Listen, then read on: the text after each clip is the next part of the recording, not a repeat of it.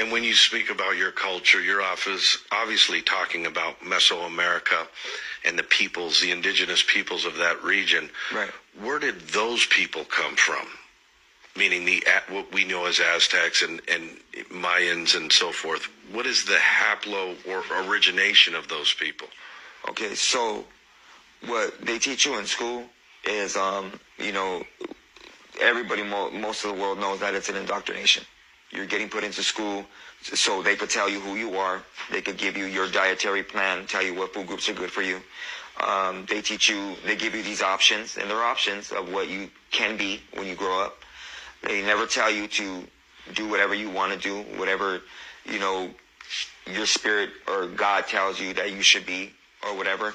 They give you options and tell you how to accomplish that option and, fall into line with the rest of the cattle, and they never teach you, as far as our history goes, they never teach us where we come from. They'll talk about Aztecs and say, oh, these people were here on this land. They'll never tell you about the migration before us coming to the Americas, or before it was even called America. The Atlantic slave trade as well.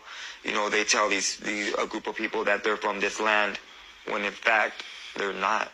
When you study history and you get into, really reading the books and studying, and archaeologically facts, stuff that's been found and stuff, you'll know how these people migrated, where they originated from. And yeah, you keep mentioning they. Who is they, Daniel? So what I've come to find out, and people could call it, oh well, that's his own perception or what he just believes or whatever. We live under the United States government, right? And you work for the United States government, or you get a job and stuff. Job literally in Hebrew means persecution. You got to look up these words, and where does our wording come from? Everything. Look up everything. So you live under the United States, which is protected by the Constitution. Above that is the federal government that overpowers that. Above that is the certain group of bloodlines that control everything. Wow. And that's what, when I say they, that's what I'm talking about. Okay. So there's a cabal of maybe a handful of families that run the show. 13 royal bloodlines. And they can change monetary policy just anything with little, they want. Yeah, anything they want. They can change the structure of how we live. And in the United States, it seems like it's a corporation, right? Definitely. They tell you, the corporate America that's run by a president, not a king or a queen of a free land.